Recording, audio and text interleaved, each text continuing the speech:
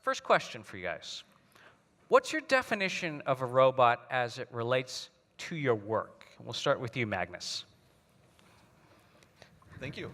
That's a weirdly complicated question to answer. The traditional view of a robot is, people talk about the sense, plan, act paradigm, something that senses the world, thinks about what actions are appropriate, and then changes the world somehow through actions. And that was for the longest time the working definition of a robot, but now with embedded intelligence and connectivity, you're seeing toasters fitting this definition, right? So a toaster can actually make measurements and think about what color the bread should be and then change the temperature. So in my lab, we've given up. And instead, a robot is a device that people talk to. So if you talk to it, it's a robot. If you don't, it's a toaster. And it may not be a very useful definition, but it says something about what we're now expecting of our robots, which is somehow respond to us and engage with us in meaningful ways. Ayana, do you talk to your robots? Actually, my robots talk to me. So my robots are interactive. And just kind of pushing on what is the difference between robotics of the past and robotics of the now. Really, for me, it's about robots and this whole world of artificial intelligence. And when we started back in the day, those were two different camps, right? Robotics was the sensing, thinking, and acting, and AI was like those machines that did really nothing useful. And now, the worlds are blending. And what is an AI system versus a robotic system? Robotics has an embodiment, but besides that, it's still the same kind of interaction, I think, today. And so now I am a robotics/AI person because the worlds are so much closer. How about you, Dominic? Well, I think that sums it up very good. At least for me, a robot is always something that is embodied, that has a physical manifestation, and I think that's important to differentiate between a robot and just a bot, like a chat bot or a software bot. That said, yeah, same thing applies. We are now robotics and AI people because those two are converging. Okay. Let's talk about man and machine. Human and machine. Human and machine. Thank you very much.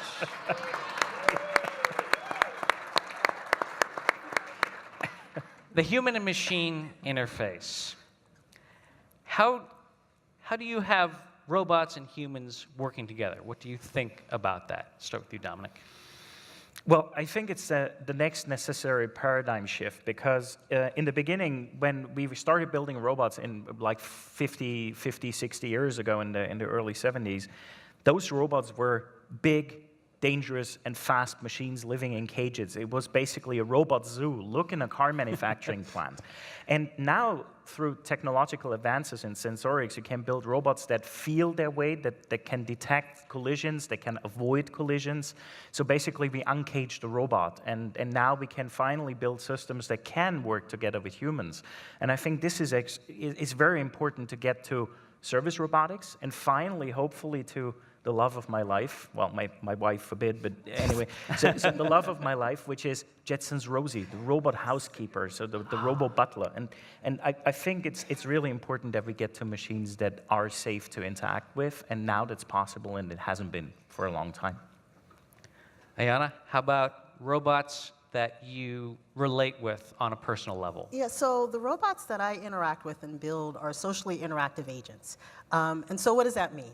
That means they understand human natures. And in fact, you as people are fairly easy to model. Like, we have norms in terms of what's expected. You laughed because I said a joke. I expect him to laugh, right? Like, I can model that. It's like I'm running a program, and you know it. So it's really important that robots understand people, so that they can interact, and people then will trust them. Because our machines are not perfect yet, right? But if we have this relationship between robots and people, what happens is people will forgive them when they make mistakes, because they will make mistakes. Unfortunately, we're not at the case where they're perfect. All right. Magnus. Yeah, so I want to go back to what Dominic said. So if you look at a KUKA arm, the commercially grade KUKA arm, it's a big mechanical beast, and it does this really well over and over again, right? So spot welding or painting, right? But you want to be nowhere close to this thing, because there's a lot of inertia, a lot of mass, and very little sensing going on. So the robots are caged away. And I like this, the uncaging, as you said, because the robotic megatrend now is the robots are escaping their cages on the manufacturing floors. And almost all interesting robotic applications that we're talking about now have to do with robots on our farms, robots in our hospitals, robots in our homes, robots in traffic, robots on our battlefields, and robots on the assembly lines in the manufacturing floors. But they are together with people. And I actually disagree strongly with you, Ayana. People are weird. But they can be modeled. So I'm Based on personal experience. yeah, no, but I run a very large robotics institute, and no longer is it enough to have mechanical engineers that understand Newton or software engineers that understand Turing, say, so understand how to think about computer programs. But we need psychologists to be part of the Robotics Institute that can speak Freud, right? So combining computationally the world of physics with the world of artificial intelligence and the world of psychology it's complicated. And for someone like me who likes writing down equations and find people complicated, it's hard because robots, when they're starting to engage with people, ultimately have to understand people, and we're not always doing smart things. Okay.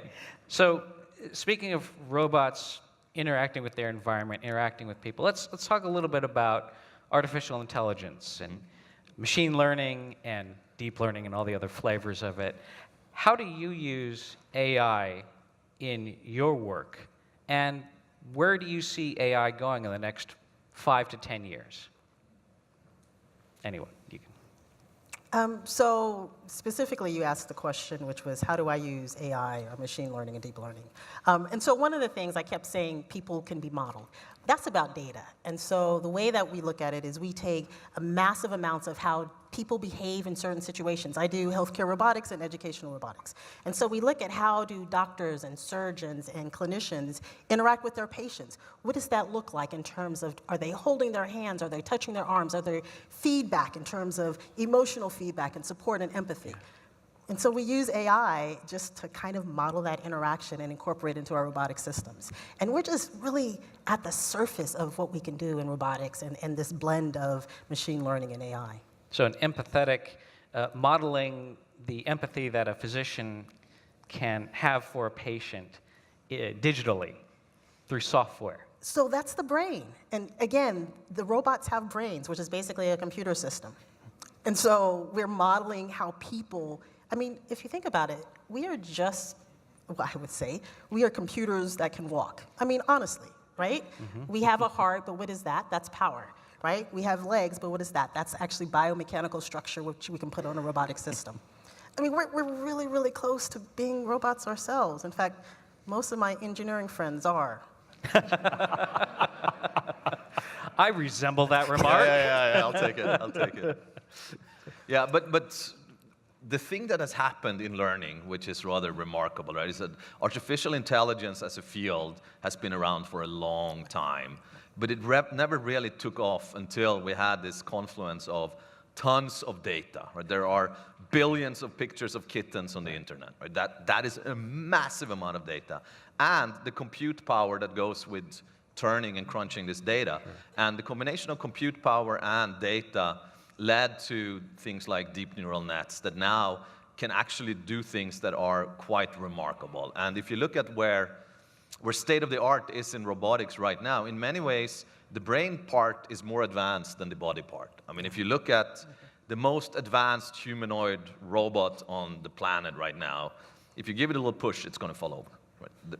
We're not people. We can go an entire day without falling over. We can walk upstairs. We can walk on grass. Most of us. Some of us, yeah. Some of us can wear high heels, right? There isn't a robot on the planet that is that adaptable and flexible. In fact, I like to think of robots as idiot savants. They're really good typically at one thing, but this idea of generalized artificial intelligence and being able to not only detect kittens on the internet, but cook eggs as well, right? That's just because you're good at finding kittens doesn't mean you can cook eggs. But in humans, we typically make associations about competencies. If you're good at something, you're probably good at something else. But that's not true for robots. So I think in terms of where that particular field is going is we're going to see more and more generalists. We're going to start understanding AIs that can not only detect kittens, but also cook eggs. Very important to do Sure. both. I have to disappoint you because depending on what you mean by we, our customers rarely use AI because it is a buzzword, and surely they all do on their marketing brochures and everything, but in Yes. real-world applications, there is a really small set of applications where they really use it in industrial robotics. That said, we're surely looking into those things. For example, and you already mentioned it, picture recognition, that is something, or voice recognition, so Yeah. human-robot interaction through speech recode, that is something where it is really, really promising. But there was actually a really nice citation a while ago by a very important robotics researcher, and so you might know that Google tried to learn robotic motion through deep neural networks, and that is absolutely impressive. But at a conference, somebody got up from the audience and said, "I congratulate you as a researcher to your achievement, but as a roboticist, I feel deeply insulted because why do you try to learn something imperfectly that can be perfectly mathematically described?" So there are algorithms for that. And what I currently see is that we're tending to try to learn everything from scratch because now we have that great technology, which it really is. But on the other hand, we don't really think about why do we really do it. And so there are things where you do need it, where it will be very promising, but there are also things that are better off being described by normal algorithms. And if you just let me interject also with the best robots there, who of you knows the movie Zombieland? Zombieland? One or two? Okay, thank you. Thank Woody you. Harrelson. Yeah, exactly. Okay, got it. Because there is the rules how to survive a zombie uprising. It is always run faster. Same thing applies to the robocalypse. If the robots will do the uprising, if they ever will, the only thing is, the good news is, currently robots can run up to 15 minutes. If you make 16, you're gonna survive. So really the rule is to be fit. Yes. Okay, got it. Well, I should rethink my diet, but anyway. Yeah, but All right. Yeah, Fair enough. may I jump in? I'm sorry, I'm sure you have an No, agenda. please. Let's ignore that. No, but I mean, I think this is actually a really good point. Computationally, we can do a lot of things, but in terms of just having efficient batteries that can last longer. Right? Oh, I mean, yeah. It doesn't- So I do a lot of aerial drones, right? And so I have hundreds of these aerial micro drones in the air. I'm lucky if I get 20 minutes of airtime out of those. So batteries and actuators and fingers, right? The human hand is remarkable. We can do dexterous manipulation. We can sense things. There isn't a robot anywhere close to being as amazing as the human hand. And if we can have manipulation, actuation, and power that's even remotely close to this amazing system right here, then, or right there, then that's really where the biggest gap is right now, rather than AI computational. So.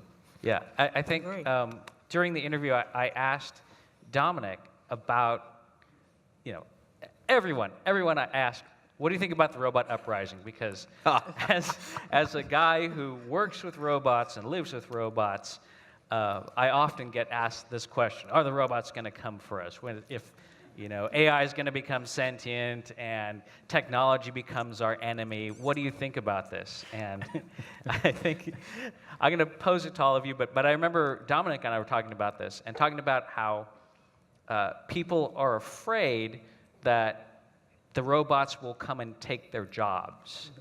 And so Dominic described to me what a person is from a robot's perspective. You can share that. yeah. So, Which blew my mind. So I think the most important thing is you have to imagine that in the first robotic revolution, in the first industrial revolution, what we did was we needed humans because they were the cheapest and most general machine you could get. They were cheap muscles. Now they completely changed, because now what we need people for is for their creativity, for their experience, for their knowledge. So something that actually machines cannot do yet. And well, actually, I'm a computer scientist, but I'm still skeptical that they ever will be able to model that. So basically, we don't want to replace humans. We need to enhance and augment human capabilities and support them, especially in manufacturing. So in the areas where it is very tedious, where it's very repetitive, very boring. That said, sure, and you were hinting at that, whoever tells you that robotics is not going to destroy any jobs is lying, because it will shift jobs. But the interesting part is we're running out of human labor anyways. So you have to imagine that in 2 years of time, more than half of the German population is going to be more than 50 years old.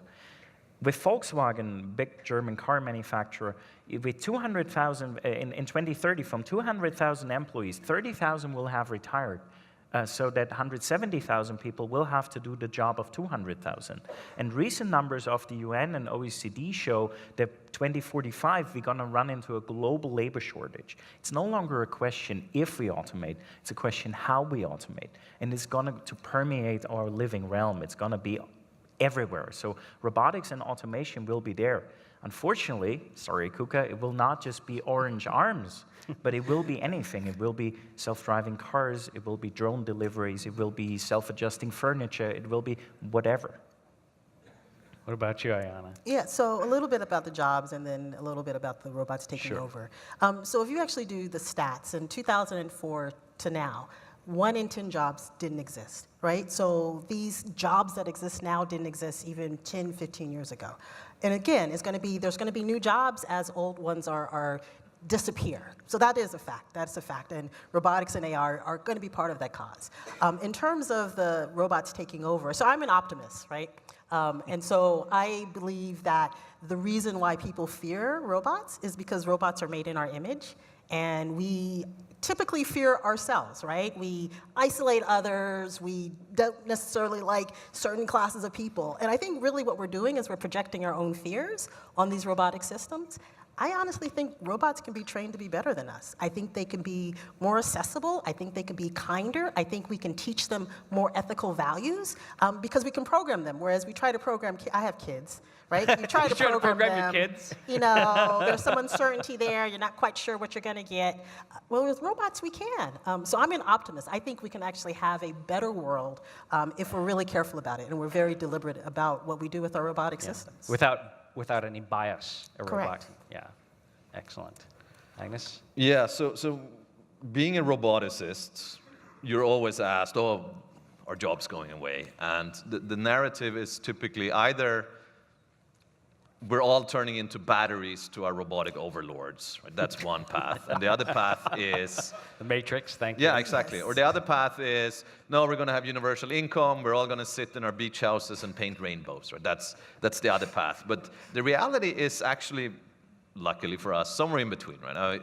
We have an opportunity. So first of all, the robots are coming. In fact, they're already here. So let's not debate that. But there are opportunities for us to be more productive, more creative, more equitable, more healthy, more productive, right? So if we do this right, I'm with Ayana. I think this has an opportunity for us to actually become richer as human beings. But it's not a given. In fact, I think one of the things that worries me a lot is we're seeing a big disconnect or a big division between certain, for instance, schools where kids learn computer science. They grow up being robo-literate or computer literate. And we see others where they're not. And that is creating, I think, a real disconnect, because with every disruption, there are going to be people that are disrupted. And if you're not well prepared, then it's going to be a rough ride for a while. I think just like when the computer came, it was a rough ride for a while, and then we became better or richer as human beings. But I think we have an opportunity to steer the development, we as technologists, but also policymakers, to make sure that we end up in a situation where we are better for it as opposed to worse. Okay, Do you mind if I throw something in there? please.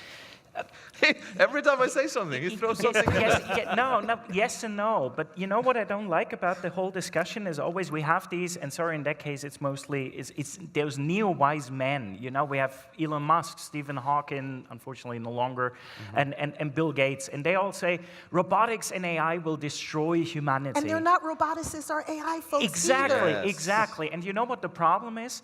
people out there, and we already touched upon it, are either afraid of robotics, so they believe the Terminator is looming around the next corner, or they're excited by science fiction and they think that Jetsons Rosie, Data, Wall-E, or whatever is looming around the other corner. Both is not true. As we said, robots can walk 15 minutes, they tumble over. It's not at that stage yet. And that leads actually to the core of that fear, because people are either believing those people stoking fear or the Hollywood effect. And I think it's not really healthy, because it's the same thing. Imagine you're in Africa, and when you look out of your tent and you look into some gleaming eyes, you should be afraid of a lion. Check. If you're in Times Square and you're permanently afraid of a lion, you should talk to your psychiatrist. And I think this is exactly the problem where we're just going wrong. We're shifting the baseline. So I see that there are Sorry. the two extremes, Yeah. and really we need to maybe find some place in the middle Yeah. to look at. Let's talk about ethics. So doctors have a Hippocratic oath to do no harm, essentially, to heal people, to do no harm. Do we, as researchers, as roboticists, as manufacturers, as policymakers, have a moral and ethical responsibility to make robots that do no harm? Yes, yes, we go ahead. do. Sorry. No, Go yes, ahead. we do. Well, you know, it's a hobby of mine to look into that. And so currently we're working on what we call a robotic and AI manifesto, because we believe we need a common set of rules. And as I said, sorry, I'm a computer scientist, it has to be a prime number. So like the 11, 13, or 17 rules of robotics. Because I do believe in self-regulation in the beginning, because before you go into a hard regulation, making up laws, that mostly inhibit innovation usually if you do them in the beginning, I think we have to start with self-regulation. We have to involve all the stakeholder groups, and we need something that I like to call robotic governance. So I think we need governance frameworks for robotics and AI, and we have to discuss those matters. Yes, I fundamentally believe it's important. Because currently, it's pretty much the Wild West. Yeah. Yeah, it is. It's like the internet. But Yeah. going back to the mega trend that we started with, which is the robots are leaving their cages on the manufacturing floors and entering our daily lives. By virtue of the fact that they've started to engage with us more and more, they end up in situations where one could call the decisions they're making ethical decisions. Right? And I think maybe you've seen these, you're in a self-driving car and there's a kid crossing the street. Either you'd run over the kid or you crash into a tree and kill the driver. Which one do you do? And that's an extreme example, but right now that decision is made by a 22-year-old dude in Stanford writing an if statement, right? Or somewhere in Silicon Valley. And maybe we don't want that. So the question is, what does it mean to build ethically, let's say, certified or cognizant robots? Are there going to be, different kinds of robots depending on what ethical system you follow? Maybe, but I do think that we are going to have robots that end up in situations where they make decisions that if a person made those decisions, we would say that's a moral decision. And it is complicated. I actually agree that as researchers, we have a responsibility to think through what it is that we're unleashing on the world and do it carefully. I don't know if you saw, so Microsoft, 3 years ago, they launched something they called TweetS, which was a Twitter bot it was an AI on Twitter. And this thing was designed, it was very cuddly. The first tweet out of TweetS was, humans, why can't every day be National Puppy Day? Very nice and cuddly, right? And less than 24 hours later, they had to pull this thing off the internet because it did things like, and this is a quote, in all caps, wrote things like, Hitler did nothing wrong. So in less than 24 hours, this thing that had learned from people on the internet had become a racist, anti-Semitic asshole, I think is the technical term. From the internet, really? Yeah, Yeah. on the internet. People. How could that And that's happen? problematic. And people were egging it on, but at the same time, that's what you learn. If you just learn from us, we are not necessarily good role models. And, that also becomes a little complicated. If you have a self-driving car, some of you, I wouldn't like my self-driving car to learn from because right? But you can learn from maybe others. So we do have a responsibility to also unleash algorithms that learn within reason to avoid certain type of biases, so that they don't become bad robots. Yeah, so I think there's two parts of the equations in terms of what our responsibility is. So this is the first time in history where engineers and computer scientists are asked this, right? Before, it was like, oh, you do a good job, you create a cool gadget, you get paid, and you didn't have to think about the moral implications of your code. You didn't 10 or 15 years ago. You took an ethics course and someone talked about Freud or something, and you're like, oh yeah, I got my A, and you're done. And this is the first time that we're seeing that as scientists, we're called on to be ethical, which is hard. We're not necessarily trained. So computer science, every single computer science student at Georgia Tech has to take an ethics course. We've been doing it for years. And yet we still see things going on in Silicon Valley that we're like, how did that happen? We're just not prepared yet to teach our students. And therefore, I think our technology has to have some responsibility. I mean, how many of you code, right? If you put in, like it used to be when we started coding and learning how to code, you would get penalized if you had to compile and it didn't compile, right? So you were very careful about making sure it compiled first. Now kids use the compiler to basically like, oh yeah, there's my error, let me fix that. Oh, there's my error, let me fix that. I think we can have like an ethical engine that says, hey, before you deploy me, maybe you should think about this right here. It's kind of wrong. I think we could do something like that in terms of our technology, and then also train some of our engineers a little bit better in terms of what it is. The problem is that the systems evolve over time, right? That's what makes it complicated. Values evolve over time. Values. Societies have different values, whether you're in Europe or Germany or in the US, even slight differences in values. So here's a business model, right? You get a priest, a rabbi, an imam, and a philosopher, and you start a robotics ethical certification company, and you can have a certified kosher robot or a certified. I thought you were going to have the world's first robot. A priest and a rabbi walk into a Started bar. as a joke, but robot joke. Yeah. That would be robot, amazing. a priest, That will be a nice Twitter contest, actually. We'll have to workshop it. Yeah. Do we as humans have a bias against robots? For example, perhaps technically speaking, and I think my experience having a self-driving car and talking to self-driving car experts is that it's likely that the car can perfectly drive and stay in the lane, but it's our bias, particularly as Americans, that we don't want the robot to drive for us. We want to have the car as a symbol of freedom, and so we don't want to give that up. Are there similar things where we as humans have a bias against a robot which may be perfectly competent to do a job, but we just don't want to let them do it? I think there are things we enjoy doing as human beings, right? I just like there are artisanal, handcrafted Italian shoes. I think in the future there are going to be artisanal, handcrafted holes that are dug by people because we like digging holes sometimes, and it's a more expensive hole than the robot hole, but so I don't know if it's a bias, but I think there are things that give us meaning and value and joy in our lives, and there's no reason to think that robots are going to deprive us of those.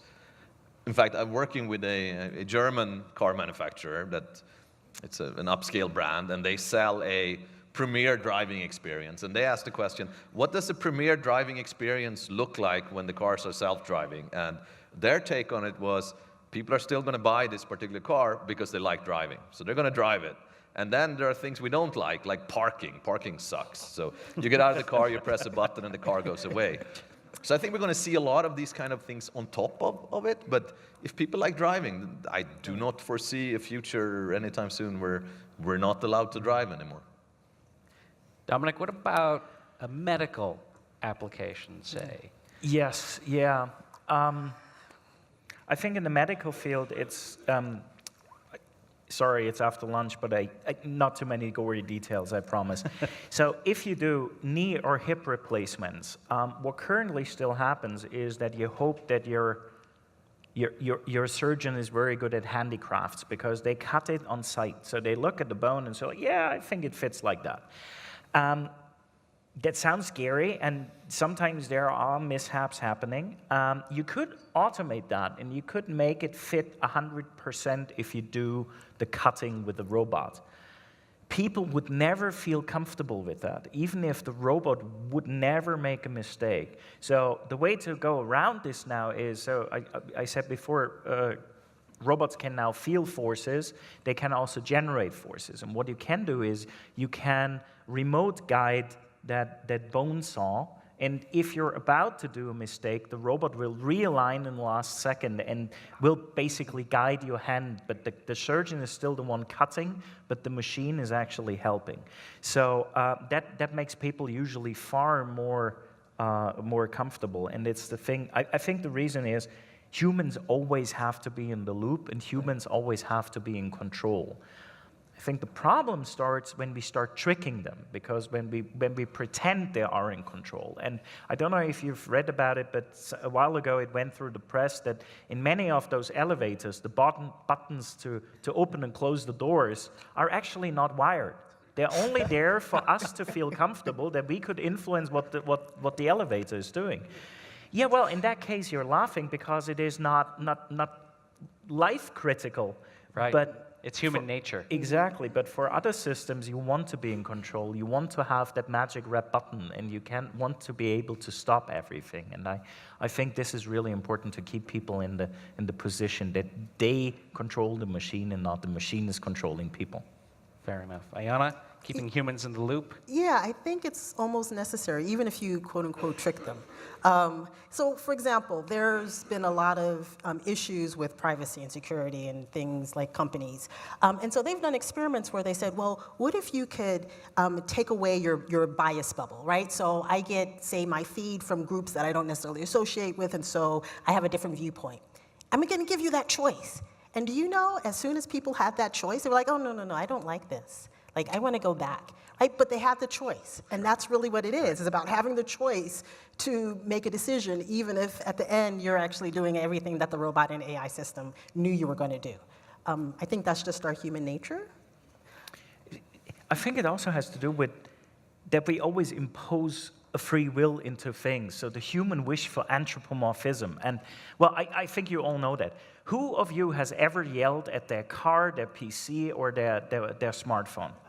Oh, yeah. So, yeah, because they always do that intentionally. And by the way, you can run an experiment, and sorry, Grant, I have to get up for this for a second. Okay. So you can do that. Those of you that have a vacuum cleaning robot, invite people for a party, let the robot run, and give them 3 or 4 beers or alcoholic beverages of their choice, and then see what happens. So as soon as the robot gets caught in the corner, they're going to talk to it like a dog, because the robot is back there, and they go, well, Robbie, what did you do? Come here, buddy. And it's a robot. It cannot hear you. It's, I know. Come here. Come on. It's completely, but that's what people do. I go back to my definition of a robot. If you talk to it, it's a robot. You're right, but you yell at it. But that is actually why I think that, for example, industrial robots shouldn't have faces or eyes, because if something goes wrong, we always impose that it was intentional. And wow. Yeah, because Why did you trick me? I knew this. exactly.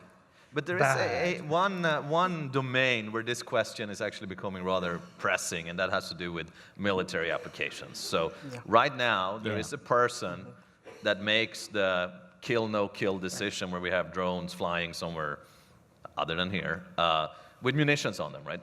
The robots or the drones are not allowed to make the determination by themselves whether or not to drop the load. And I think we should be pleased with that. But there is a question, why? Why aren't we allowing them to do this? Is this a line we're willing to cross? And in the robotics community, this is a big discussion now. Are we willing to let automated algorithms make that kind of life and death situation? And so far, most of us feel rather queasy about that. But not all of us. But not all of us. I feel queasy, but yeah, no, and queasy doesn't mean a hell no. It means yeah, let's.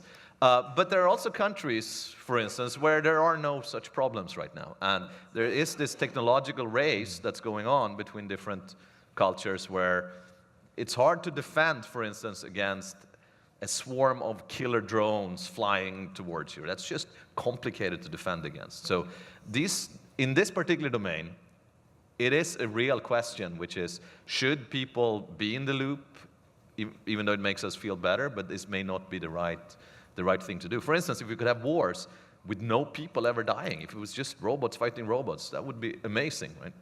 Right, but people would say, no, absolutely not. Yeah. And yet Actually, you think let's about not- all the soldiers that are killed, right? And yet we still don't want robots. And again, it's something personal. Even though robots, we have those researchers who say, well, robots can be programmed without emotions, right? Like mine have emotions, but we can program out emotions. And so it's just I analyze, I see someone with a gun way over there, and I'm going to shoot them, right? Like a robot can actually do that better than a person. Yep. And yet we still don't want that to happen because there's something about the moral issues of killing someone. You know the joke about the ideal manning of a modern aircraft? You should have a pilot and a dog, and the pilot's job should be to feed the dog, and the dog's job should be to bite the pilot if he or she tries to touch the control panel. Have you heard that? Yeah. We don't deserve dogs. No. No. No, but there is a question, right? There are things that robots actually do better. In fact, I am perfectly happy to have the lane-keeping feature on my car take over every now and then when I'm swerving, right? That's, in a way, a life-and-death situation where I'm perfectly comfortable with having a robot, in this case, actually nudging me back in the lane. No problem with that. Cool. All right, we are going to open up in a minute to questions from the audience. We have a big, that cube thing that's going to get thrown around. While you're thinking about your questions, I'm going to ask one more, which is, what's the biggest obstacle currently to advancing robotics technology? It could be a tool, a resource, a component. Bear in mind, you have representatives of all the major component manufacturers as a captive audience in this room. So if you have something that you're thinking of, and I think I'll start. To echo what Magnus said earlier, it's battery technology for me, for mobile robotics, because that's what limits the ability of our robots to interact with people, with objects, with the world. And it also limits the abilities of the actuators. You could have the most powerful actuator in the world that your robot could run 30 miles an hour, but you'd be done in 2 minutes. So I think that, and as well as computing power to power vision systems for processing. So that's my personal ask if anyone can help out. I second that. Please do that. Yeah. Yeah. I mean, you named the top two, batteries Yeah. and computing power. Yeah. I mean, we Well, can make up stuff. I think we can also add everything that helps manipulation, which is either you invent something to get the mass out of the system, that would help a lot, or that actually helps us, for example, motors and gears, very small motors and gears with high torque, very long lifetime, and it's power. again cheating physics, I know, but it's... Yeah, that's been the thing particularly for manipulators, because as you get all the way out at the end where the fingertips are, any weight that goes out there makes it so much harder for the rest of the system. And so we've always been chasing tiny, tiny servo actuators that are the ideal thing. And until you get that, all your motors have to be further in, and you probably use cable or something like that to remotely power. It's hardware. Yeah, hardware. Hardware. Yeah. So, I mean, we can eat bananas and bread and whatever. Our digestive tract is remarkable, right? I would like that. I would like robots that I can feed food. A biofuel robot. Because we are just so good at turning stuff we find laying around into energy. And we're amazingly energy efficient. So, for example, usually in presentations, I like to play around with things in my hands. That today would need 2,000 watts and 4 quad cores to run that. and I'm not talking about Just your hand balancing- gestures? Yeah, just to Just to play do this. around with something. Our brain can do whatever we do right now with about approximately 200 watts. Yeah. And you have to imagine that. And this is including the calculating power. And that is why we're so much advanced and why robots are not there yet. It is simply, That's right. it's damn hard. Isn't it 40% of our energy is spent up here? And Huh? But yeah, I mean, Yeah. think about it. As humans, we have two dexterous manipulators Yeah. that can work in concert without crashing into each other. We have a binocular vision system. We have binocular, stereoscopic auditory capabilities. And all this processing happens in real time.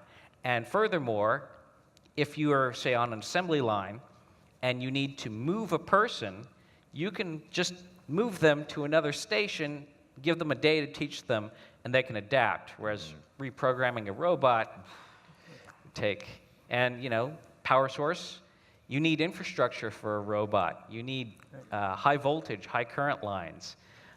Humans, most of the time, they bring their own lunch.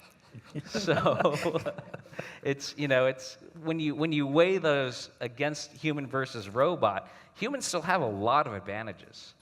So, okay, let's open it up to questions from you guys. If you have a question, raise your hand and we'll find you with the cube. Can you hear me now? All right. Anybody? Oh, cool.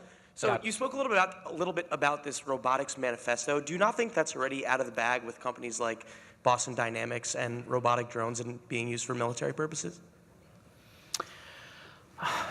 Actually, so what I do know is that all the biggest robot manufacturers in the world, and by the way, we run that through a neutral foundation.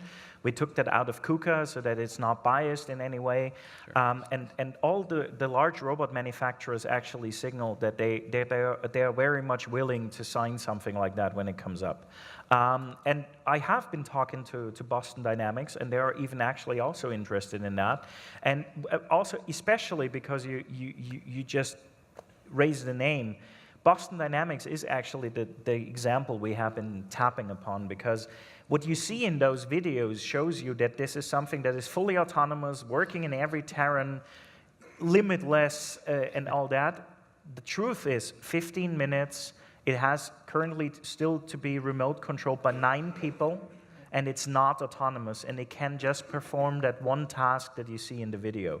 So I don't think that it's too late, but we should start thinking about those implications. And actually, right now is the time for that, because I think you said it before, I don't want to end up in the same situation like with the internet. The internet just happened, and nobody could have imagined that 12-year-olds can no longer survive without cat videos at the bus stop. And well, it's the truth, come on.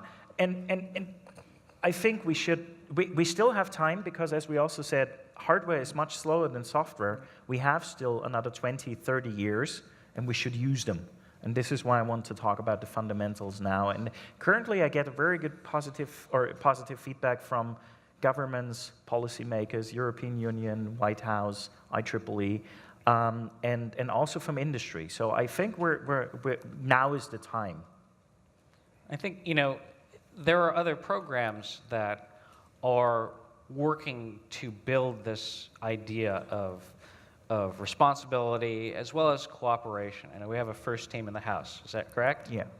So FIRST Robotics, if you don't know, but probably a lot of you guys do know, is a international high school robotics competition. And what they do is give them a cooperative goal every year. And so the students have 6 weeks to build a robot. I was a mentor for 4 years. They're paired with people from industry, people like us, to help them build this robot to do some cooperative challenge. And part of that, what they instill in the program in the students, is this idea of gracious professionalism, of helping each other, of cooperating. And in fact, as you get to the further rounds of the competition, you cannot win alone. In order to win, you have to be paired with another team and cooperate together. So I think that from a grassroots level, there are these moral values being built into our future engineers and scientists. Hopefully that goes further. But I also, if I may jump in a little bit, so I think your Boston Dynamics question is really good, because they have built a series of rather remarkable robotic platforms, but they're not contextualized in the sense that they're not yet deployed in any particular context, in any particular culture. And I think, I mean, ethical questions involved, they emerge when you contextualize things. So at this point, they have built a really remarkable platform, and when I now deploy it in, let's say, a subway somewhere, and either it pushes people onto the tracks or it saves people, that's when the moral decision shows up. So I don't see that as the cat being out of the bag. It's clear that the cat is peeking out of the bag, but it's not too late to train the cat. Yeah. There's still time, but the time to start training is now. Next question? Yes. First of all, this has been crazy interesting. I appreciate what you guys have done. But one of my favorite science and technology quotes is something Carl Sagan said about never before has society been more dependent upon science and technology, and so few people understand science and technology. Is it important? Do we need to? Or is it okay for us to depend on you guys to understand it and set the course? I mean, how important is this? And in context of when you think about our institutions, the big institutions that govern our lives all predate technology. You know, to a large extent, education, certainly religion, government. What do you guys think about that? I personally, I'm an educator. I personally think that everyone should be trained in understanding the basics. And so, we learn how to read, we learn some basic math. We should learn things like coding from very early on as part of our curriculum in engineering. I think that as the world continues to evolve, these will be just as important as being able to read a sign, to be able to program your favorite Rosie that's in your home at some point because it's not doing right. I think it's a responsibility we have as a society, as engineers. I think that's why most of us are involved with teams like FIRST, because that is a mission that we all have. Yeah. I also worry, so first of all, if we're the only ones that understand it, that's good, because it's job security, right? But beyond that, I worry that, so take self-driving cars right now. There's tremendous confusion about it, and people say autonomous driving, and no one knows what that means, right? So there is level 5 autonomy, which is a car that can drive like a human being in all conditions. We're nowhere close to that.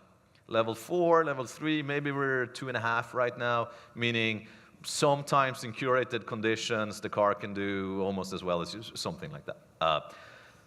But people are having opinions about it. People are passing laws about it. People are making decisions that impact our lives based on a profound misunderstanding of where the technology is. So I don't need people to be AI experts, but I do think as a society that's getting more and more technological, it's important to have just an educated citizenry that understands what technology can do and what it cannot do in order for us actually to be a little bit rational about how we structure our society. So I don't need you to program self-driving cars, that's okay. But I do need you, if you're going to be in a position of power, to understand what they can and cannot do. So that's my view on it. We're living in the Anthropocene, so in the human-made age. The Anthropocene. Oh, okay. So it's humans and technology that is shaping the next 20, 50, 100 years. That said, I want to actually turn it around. I think for us as technologists, it is our responsibility to start being able to explain technology, because that is something that lately, I had a great discussion with the deputy director of the UN Institute for Disarmament Research, because they're discussing about should we ban autonomous weapons or not. And she said a really great thing. She said, we would wade in technology experts that can explain technology in an understandable way to policymakers in gold. We don't find them. They have this technobabble. They talk like a scientific paper, but they're incapable of explaining technology in a way that the general public or policymakers can understand it. And I think this is also something that I would like to teach or seen being taught at universities, how to talk about technology. And the reason is very simple. I believe that our grandchildren will grow up as the first generation are of robotic natives. This will happen. It's the kids of my son. And the moment that happens, robotics and automation will be everywhere, and they're no longer being afraid, but they still have to be capable of understanding that. Because you know what we are? We're robotic immigrants with a very analog migration background, but we're going to see this in our lifetime. The shift is going to happen now. And if that does, we can now sit there and say, oh yeah, let experts do the talking, or we should get involved, and I'm perfectly with you. I think it's crucial that we understand what's going on. It's absolutely essential to have a population that votes on various issues understand science and technology. And as you said, you don't have to be the programmer of the electric vehicle, but having that basic understanding, I think, is so vital. For a decade on Mythbusters, that was our struggle. We were essentially a science show that explores urban legends using the scientific technique. And one of the reasons why the show was so successful was that the way that we approached explaining the science wasn't a traditional clinical way with formulas and proofs and things like that. We used to wrap our science in a delicious candy coating of car crashes and fire and explosions. But nonetheless, it was a part of our way of getting that science across to be able to communicate these concepts. And people would essentially learn the science without even knowing that they were consciously learning something scientific. So it's essential for us, I think, as technologists, to be able to have that context, to be able to explain, to break things down in terms that people will be able to take away and understand. Yes? Yep. Is this on? Yep. Hi, how are you? A question and a comment. Somebody had mentioned about limitation of battery power in robotics. What is being done to look into, regenerative kinetic energy? I know there's that in some vehicles, but how about with other moving parts, industrial, what have you? You have gears, everything that you can, instead of taking that energy from heat, convert it to a recharging circuit and recharge the batteries. What's being done out there? Yeah.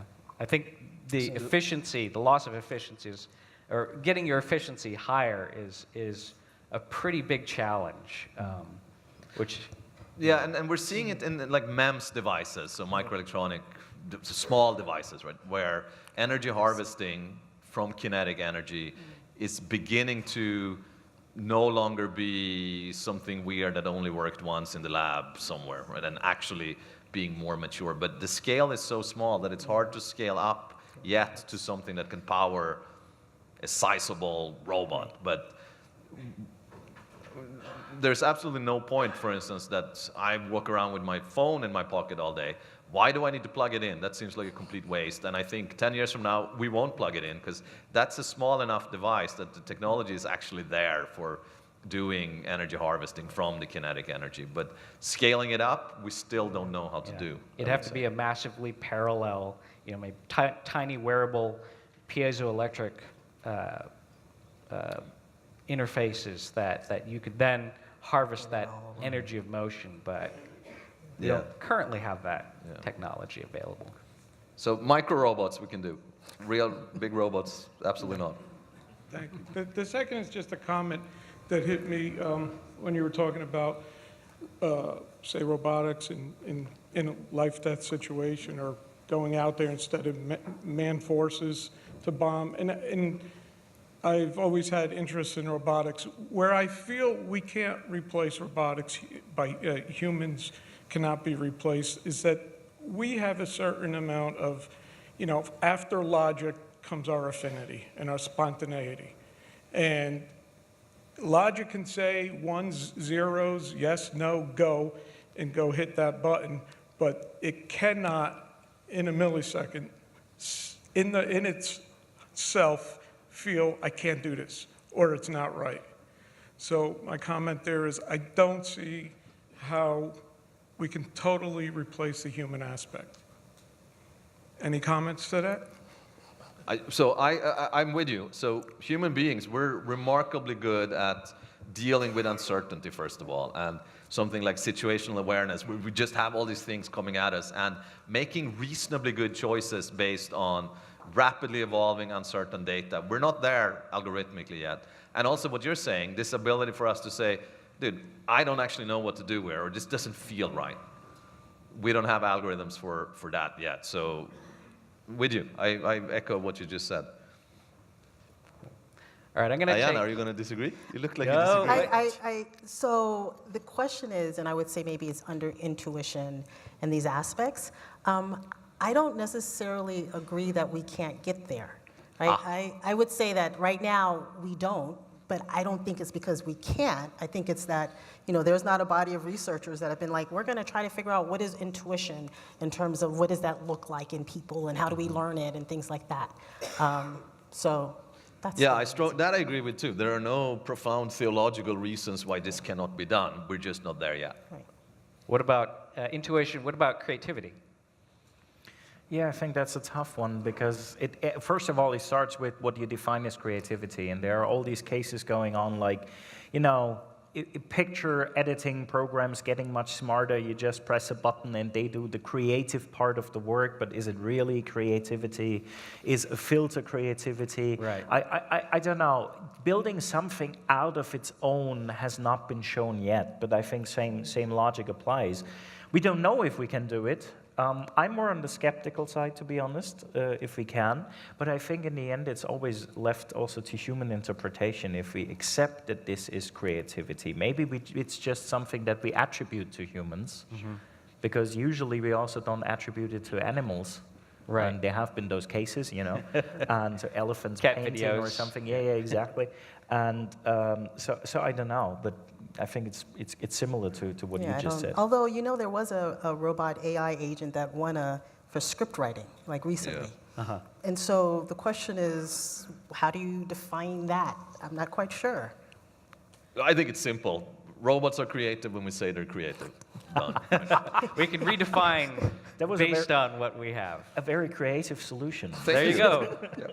Okay, I'm going to take the last question as we're getting close to the end here. I'm going to flip the doomsday scenario and go towards a positive. What is one thing that you think, that you look forward to robots helping humanity with, to go beyond our limitations? And I'll start. For me, it's space exploration. Before sending people to Mars, we have no idea what we're actually getting ourselves into. And so we have Mars rovers, there's another one going in 2020, that are gathering information for us. And it's not to say that this is limiting humans, but it's a way of not risking human lives where we don't have to in order to gather information and to explore space. Well, you actually partially took away mine because I wanted to say everything that's where it's dangerous for people to go, so like disaster recovery and things like that. But nuclear it's cleanup. same thing like space. So let me put up another one. It's actually in the household. If you ask people what they want a robot for, even in Germany, and Germans are very innovation averse in that field, they say 60% say, I want a robot that does the dishes, does the laundry, Yes. and they're even willing to spend up to 29 euros for every additional hour of spare time a day. So if you look at that, I think that's Interesting. something that people just want. Yeah. I think it's enhanced quality of life with Yep. respect to like exoskeletons and prosthetics and all these things that we're going to need. Just so you know, right now the stats are, for most countries, you will spend 8 years of your life with a disability, whether it might be a mild visual impairment or cognitive impairment. Yeah. So I want a robot for when I'm there, right? That's what I want. I think a lot of us do. Yeah. Yeah, and in fact, I mean, I have glasses. Had I lived 300 years ago, I would have been eaten by a wolf by now, right? And now this is nothing. And I think, in general, thinking of orthotic and prosthetic devices, making our lives better, making us be mobile longer, making things like, the fact that this body deteriorates not be an obstacle to going on with your daily lives. I also, as a short male, I want to be able to dunk a basketball. And Oh, yeah. I see no reason why I shouldn't in a year or 10. People ask, would you get a robotic body? I would say, hell yes. I can't wait Yeah. to have my awesome robotic body. Well, if you've enjoyed this and if you would like to see more content in depth with me or any of these panelists, you can go to Mauser.com. We have an excellent 5-part series called Generation Robot, where we talk about all of these concepts and a lot more. I'd like to thank my panelists, Dominic Bozel from KUKA, Ayana Howard from Georgia Tech, Magnus Egerstedt from Georgia Tech also. And my name is Grant Imahara. Thank you so much for joining us.